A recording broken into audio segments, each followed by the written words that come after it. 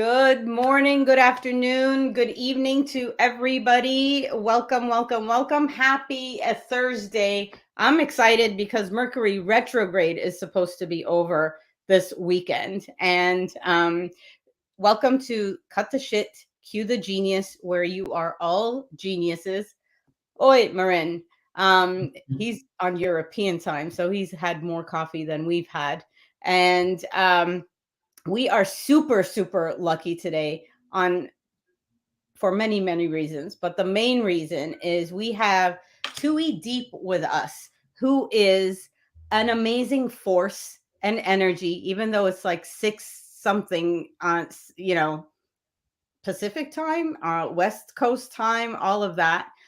So super excited to have you on this special session about social media. And I know everybody's been trying to figure it out and trying to see, do they do it right? Do they do it wrong? What can they do different? And I know that we have different opinions here between Michelle, between myself, and especially Tui. So maybe Tui's going to set us straight, Bruno. What do you think? I hope so, because I'm really starting to think that social media is evil. What? So help me off Okay. that ledge. And I'm so glad that Mercury retrograde or whatever you want to call it is over, because it's killing me with therapy fees. It's Oh, killing I'm me. telling you, it is a shit show slow-mo. It is Yeah. happening. It's been happening for a month. We have until October 2nd. So embrace it, breathe through it, and after Sunday, you are all going to be fine. I guarantee that to you. And Sean, it is happy National Coffee Day. Is that a thing? So like it's today because that is kind of amazing. I knew that Irena Graf was going to be with us when we said social media, and because Tui's here. So Tui, we're going to open the mic up, and we would love for you first and foremost to introduce your wonderful self to everybody. Oh, I love this. I love the introduction. We talked about numbers. We're talking about, you know, the planets. If you're into astrology, fun fact, I'll start off by saying, hello, I'm Tui Deep. There's a lot of acronyms after my name, but for this morning, I'm just Tui, just hanging out with you guys with limited sleep and still need to do laundry and pack for my flight in 3 hours. But it is all good. And the fun fact is I'm a triple Virgo if anyone's into astrology. So Oh, that's a wow. Actually, that's a fun chat. Let's see what everybody's zodiac signs are right now. So we're talking about social media, and we're going to keep it really laser focused. And Bruno, I know you think it's evil, but we're going to talk about social media as a good thing for Mhm. events and for Mhm. event profs. So Tui, you did something kind of amazing yesterday. So walk us through that, and tell us what it's like. Like, what was it? absolutely. Well, if anything, first off, I got a text from you in the early morning as I'm about to start this, and you had the request for me to join on, and I said, well, one, anything for you, and two, 6 in the morning. All right, well, I'm all about spontaneity. And so I was lucky enough to take over the IMAX Group's social media account and do whatever I wanted on their story, at which stays up for 24 hours, to really highlight the what's going on for IMAX 22 in Las Vegas happening in 2 weeks. Because my viewpoint on it was, ain't nobody got time for that. Ain't no event professionals got time for that right now. Everyone is back to we're busy. There's too much. We need staff, all XYZ. And so I said, here's the solution. Why don't we I'll pop on and I'll just highlight everything. And so you can get all the details and the download in a visually creative way and be done with it and be able to be prepared going in for anyone that's going to Las Vegas. And so Look at I that. got this opportunity because last year at IMAX 21 during their 10-year anniversary, this is their 11th year doing this, um, I got to take over opening day on Tuesday live in person. And so basically giving an insight, and you could actually still see it now on their highlights, on IMAX Group's page, Instagram page. And it was just 24 hours of just following me and all the events I attend and the things I'm into during that day. And so I think it's been a success. I've been getting a lot of right before the queuing of this and rehearsal, I was just like, let me actually watch the story now for the first time because hashtag I'm exhausted after doing all of that. I think people forget, or for those who um, don't make content, it just takes a lot of work, especially if you're tagging your sponsors, especially if every single post is intentional, where the write-ups are, where you go visually, and different platforms of social media. I'm very much it needs to look different for each one. So if I have a certain category, being on this cue the ship, it's different on Facebook than it is on Instagram, than it is on LinkedIn. And so that's the Perfect. big spiel. But I want to hear, I mean, I actually respect that can I call you Bruno? Are we there yet? Or I can be Michelle and then hopefully Bruno at the end. I don't care. Okay. Dolly Michael, has names for everyone. You have no idea what goes on behind the scenes. But They're all terms of endearment. What are you talking about? I'm glad that you say that it's evil, Mhm. because it's all of the above. There's so many positives, yet so many negatives when it comes to social media. But when it comes to events, I think if anything, it's beneficial. There's a whole entire marketing departments at these creative agencies. That's all they do is Mhm. this. And especially now, I live in Los Angeles, so I see them all the time taking their selfies, is the influencers. And I know at least for me, it's a cringy term. And how I like to view it is being an authenticator. I rather think of it Love that that way, word. where I am just the things that I post actually are just I want people to see my perspective of the world, whether that's looking up creatively and how the alignments of the trees are formed, or the color palette of a sunset, you know, on Venice Beach, and how that looks. And so that's how I showcase creativity on my day to day. And so that brings brand loyalty, personal brand loyalty, because now don't have to be attached to the things I do. I can just be me, and Yeah. people enjoy that I, and being a part of that. I love the word authenticator instead of influencer, right? Mhm. Mhm. Although I also think that event profs and event organizers are very far. Let me rephrase this. They have a long way to go to learn from influencer marketing and influencers, especially on the consumer side, or on different platforms like TikTok, and glean some of those lessons, if you will, to put them to use on the event side. So it used to, and whoever's listening in, help me out here with examples that you've done in the past. Usually what happens is we work with an events team, and they're like, we have one person who's going to be on the show floor, and they are responsible for all things social media. And I look at them and I'm like, then you are absolutely crazy and nuts, because you picked the one person who's also responsible for 10 million other things. And so when I think of authenticators and what you were saying, Tui, about, like, showing it from different perspectives. And if I'm not mistaken, you're not going to be at IMAX, are you? No, actually, it's like the most FOMO thing ever. I'm normally on Team JOMO, but it's my favorite event in our industry. It is the Olympics. I am ready. Being up for 72 hours, really connecting, being at that lobby bar and right after the after party. I I I desire that moment, that time of the year every year. And but this time, I mean, you're making me say it live. But I decided to choose my filling up my personal cup, my family cup, over my that professional but cup. it's fantastic. It's fantastic that you're filling your personal cup. I commend you on that. But the other part, which I think is also fantastic, is you're not even going to the event, and they picked you as an authenticator to even create the buzz before the event. And so like I challenge event profs where they're like, yeah, we do social media. You can go ballistic on Canva and you can do social media tiles and you can do all of this. But imagine if you are building a fleet of I don't know if fleet is the right word, a team of authenticators with different perspectives. Someone who is not going to be there at the event, someone who's going to be in the first row of every single general session, that you worked really hard to get the right speakers to the show, and someone who's a first timer, and someone who is, you know, has been there for several years and are like coming back to the event from a I don't want to say old timers perspective, but like seeing the new things.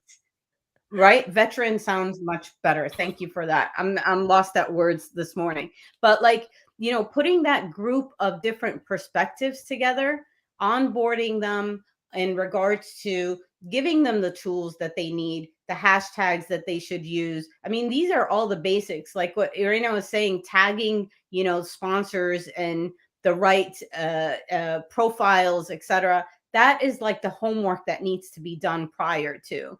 But I don't necessarily know if there is any event organizer that's really focusing on a social media tribe, if you will, that will engage the virtual audience even. And and I'm like, so right now everybody's like challenge is engaging the virtual audience. So can't you use social media teams for that? Yes, I saw someone commented, so I was reading that. And yes, absolutely you can. And what you just explained is the demographic, is each of the persona of the audience at an IMAX. It's the new person that's never been there, that's seeing things from a new, fresh perspective, new eyes. There's the veteran that's okay, that's been there. I've gone maybe 8, 9 times to IMAX America.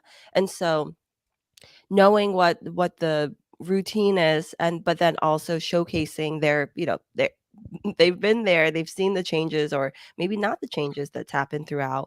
And then so that's really important, because as you're designing experiences as event professionals, the audience is who you want to really cater to, right? When I'm designing, I'm not saying, well, I don't like that theme, I don't like those color schemes. It's not about me, it's about the audience. And I always say why and what's the twist to that. So when I'm, especially if it's events related for a certain conference, even if I'm speaking, I'm posting my experience there, because even though I'm not physically there this year, I'll be virtually there this year. Absolutely. I'm going to follow all those hashtags, because there's just this, at the end of the day, we as humans, not even as event professionals, we just want to be, we want that sense of community. We want that sense of belonging. We want, and that's what events can do. You're just making these experiences, and really on the grand scale of things, whether it's work related or life related, those are little milestones to your life. And so, of course, they should be celebrated. Of course, they should be at least present, the goods and the bads. And so it's all about, and especially social media, because I've had this love-hate relationship. So going back to Michelle for now, Bruno later. If it's evil, yes, of course, but there's just that balance. And really, what's the purpose of you using social media too? Because here's the other thing, it's optional. It's optional, everyone. Like, you don't have to use it, or you can be selective of which platform you use or what inspires you. For me, I have just a lot of creativity that I want to get down. I want to be able to share. And then there's some times where I don't. My social media is really catered to the event professionals. I really looked at who my followings are, who really engages with me. There's just a lot of event professionals. And so I even had a conflict one time where I said, well, I don't think that hotelier that I met once at a site inspection deserves to know my personal life. Not yet. You know, we just haven't gotten there yet. And so it was, well, what do I put out then? And can it be authentic? Does it stay genuine? And then if anything, is it most of the story? Because I used to, when I was living in Vegas during my first burnout in this industry, I was just giving the highlights. And everyone would say, oh, Tui's at these lavish events. She's drinking these, you know, she's at the open bar. She's just like eating all these nice past hors d'oeuvres. And then I would say, well, no, I'm like at the office until 10 p.m. or like I have to be in really early to finish a deadline and I'm I'm really tired and I haven't had dinner yet. And they would say, oh, we don't care. Or at least that's how I didn't showcase that part of life where it was like, You no, just showed the good parts. I only showed the good parts and I was younger in my days. And now I'm just like, here's the timestamp of when I'm leaving or when I'm on this project. And then here's also how I'm going to refuel. I Right. meditate every single morning. I have a running get to do list on my phone, so it's out of my head. There's just things I do now where now I'm in a relationship with social media. Do I still think it's evil? Yes, but I don't. I set healthy boundaries and I don't engage with that part of social media. Even just like what I see. There's certain accounts I don't follow, even though I like the brand, going into products and services. But the way that they present themselves on social media, maybe it doesn't make me feel good, or they're, a great example is clothing companies. A lot of times their models don't look like me. And I don't want Yeah. to feel bad about that while I'm eating my cheeseburger, scrolling through Instagram. I mean, And so I understand. I totally get where you have to set boundaries to social media. I also think, from an event perspective or from an event prof's perspective, is that you want to enjoy the moment and not be worried about, did you say something the right way? Did you take the right picture? Is it the right selfie? All of that, and when do you push it on social media? But Bruno, to your point, even though you think social media is evil, what are like from an event? Okay, so let's do it two ways. From an event designer perspective or an organizer, what do you think social media can help with, especially after the Corona coaster, for an event? TUI, right? You're asking. No, I'm asking you. Oh, well, that's the big question for me. I have no idea because I'm sitting here thinking, I mean, what can be measured about, putting social media out by having influencers? Is this whole exercise adding value to the event? Mhm. Is it bringing in more people? Because you can have a lot of buzz for people that aren't there, but will it make them come the following year? Because this year they felt good and fuzzy and like sad that they weren't there. I mean, I don't remember what the IMAX buzz was last year. Sorry, Tui. Well, actually, I was there last year, but maybe that's why I don't remember. I just, I want to know if this is just something that's, you know, we told everyone to do, or they told us to do, and we're doing it, we're checking boxes, but is it really working? Is it moving the needle in a good way for events? Why are we doing it? I want a reality check. That's all. That is all. Tui, what's your take? What are the top three reasons an event organizer would implement or create or craft a social media strategy? absolutely. Well, I'll say first, one thing is being engaging in it, right? You're going to the gym, but you're not working out. So you're going to get results? No. And so if you're there and you're actually engaging as the audience, the first thing I think of is EDC in Las Vegas, which is Electric Carnival, Daisy Carnival. Everyone was complaining on social media that it was so hot and there wasn't enough water stations. Well, the CEO saw that, and guess what was implemented when gates opened the next day? Water stations. And so if you're constantly engaging in all of that, when it comes to your question, I would say you can and you do. There's so much you can measure, just like how registration sites are and platforms, you can track all that data. And same thing when you send out your marketing email blast, what's the percentage of those looking at it?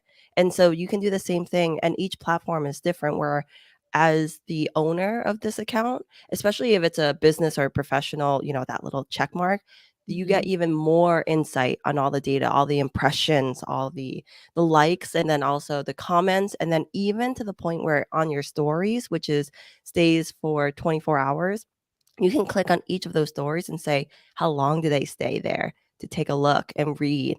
Do they click on that link that I attached? Did they click on that hashtag that I tagged? Did they ask a question?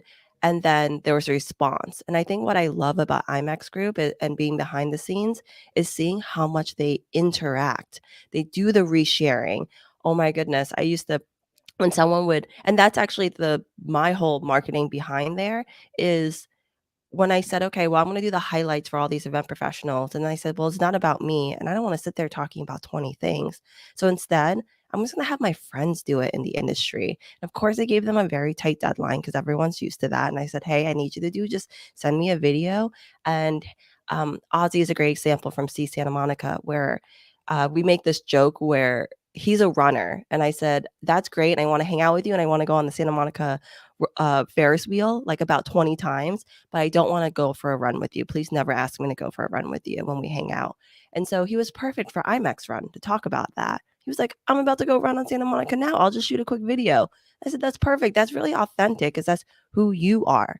That's something that you do on a daily basis. So your friends or, the people in the industry, maybe they'll go and sign up for this run now, the IMAX Run that happens. And so that detraction, it's morning, so I'm trying to even remember your No, early. I think you hit it. You hit Yeah. it on spot on. Is the way you can be authentic and bring in new voices or your friends with their stories and how to associate them to what's happening within the event. So you're actually helping extend to new audiences, if you will.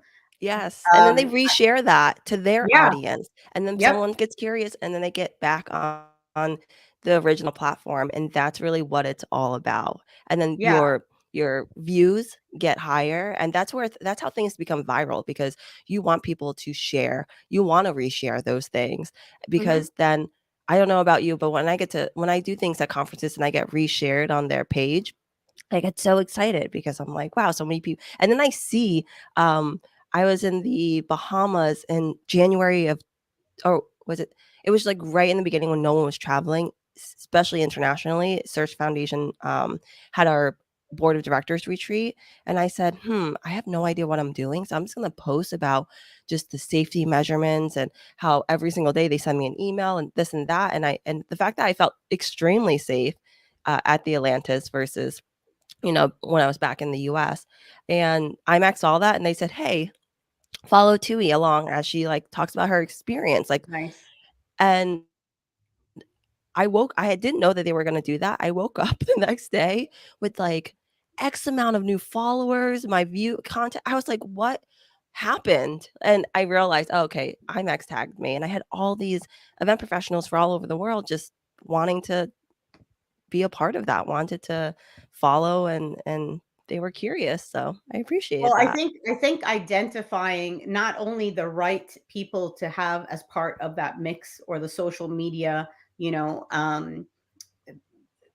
group, if you will, for an event, that's key. To Irina's question, though, she's asking, what is the best social media platform for you? Where are you getting your updates from? Tui, what is your top one that you get updates when it comes to the events industry? Absolutely. Kate Pate talks about this when she does speaking engagements is be good at just two. That's it. True. Two out of, because it can get really overwhelming. I'm a millennial. I don't know about this TikTok thing. I see all the videos when it comes to Instagram because I'm just in that grouping of demographics. But I would say Instagram is probably my favorite. Facebook is second.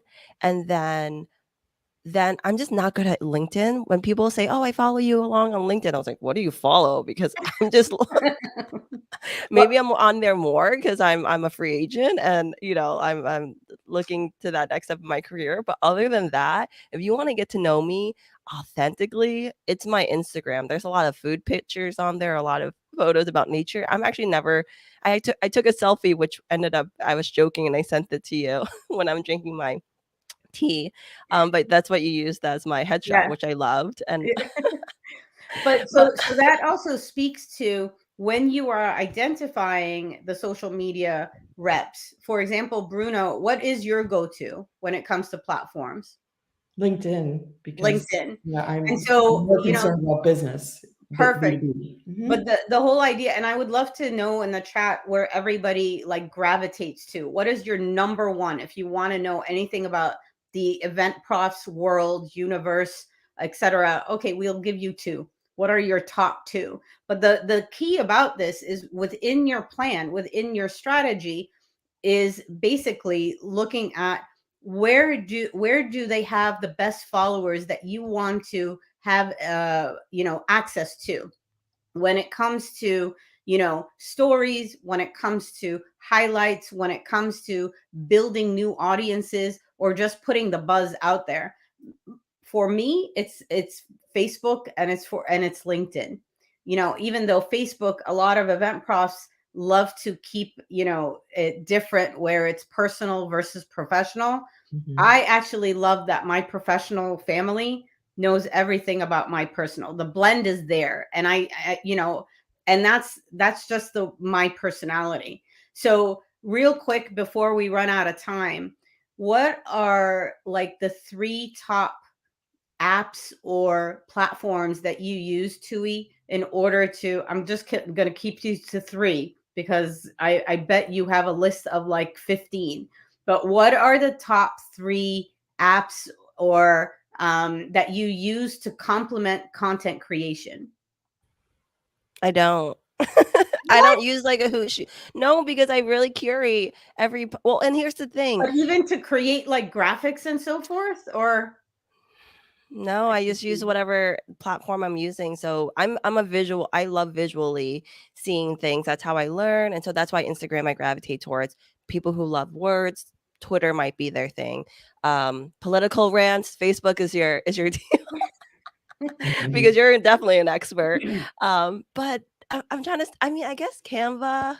I used to sit on the marketing team at Search Foundation, and so we used Canva to get Yep. our things. But I'm honestly looking at my apps, and let's see here, Duolingo. I'm on day 40 something of that.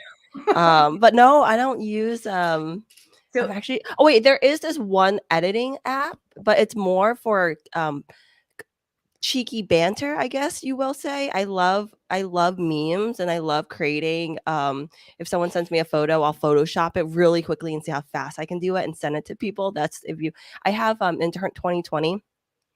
Do you know like that popcorn eating meme? yeah. I made like 7 of just me eating popcorn in different ways, and so I'll I'll send them to you. Well, But yeah, I don't use really any.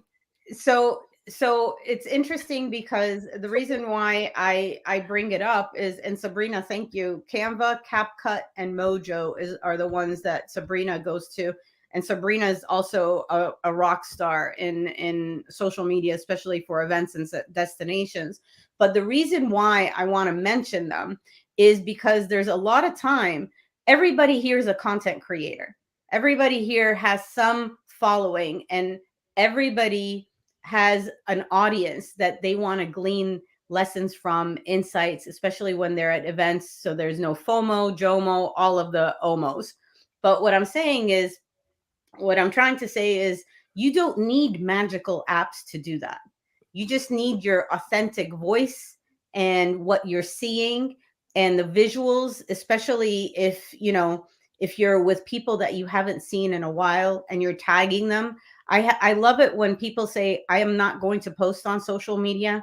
I will not be a social media ambassador for an event that I'm at because I don't know what to say. I'm worried about my grammar, don't have the visuals, don't have the apps, don't know how to do it. And that's all bullshit, in my opinion. Because, even for a virtual audience and for those that are going to be in IMAX, I hope that we get to see you there. And those that are not going to be at IMAX, I hope you count on Bruno. I'm going to put Bruno out there. Get her on LinkedIn, get Dahlia and tag myself and Tui on LinkedIn and just ask about, IMAX or the perspective of IMAX. Even though Tui's not going to be there, I bet you she's going to have some inside stories that she can share with you. So this is where I say I'm challenging everybody here to be a content creator and to push yourself out of, the comfort zone, especially Bruno, so that she doesn't see how evil it is. And also for those that won't be there at IMAX America, that I think that's the beauty of social media at events. You get to engage and ask questions like, Sabrina and Irina, I don't know if you're going to be at IMAX, but please tag us and ask us what's going on. Or better yet, you can tag me and say, I want to be, beamed in. I'll FaceTime you in, that's a thing too. So I'm ready to do that. Any last comments or like advice, Tui, that you can give event profs that want to take a deep dive or do it as part of their strategy for 2023? What's your top tip? My top, I would say, above all of this and social media and just even technology, I never asked for any of this. All these opportunities came to me because I was using my platforms as another avenue of getting my voice louder, uplifting other voices, and so from that, that's where all the business opportunities came in, the opportunity to be that thought leader in the industry, speaking opportunities. I am just like an event professional like anyone else. I just happen to leverage and put strategy in the way that I present myself when you can't see me in Perfect. person. And so I would encourage and just do it. Just start. Just like Yeah. networking, you got to just expand Yeah. and share your network and connections with everyone else. Social media is this really simple way to do that. Awesome. Tui, thank you so much for joining us. I know that this was quick. I think we need a part two, but thank you for everybody for joining us for Cut the Shit and Cue the Genius. And we will see you next week. Thank you.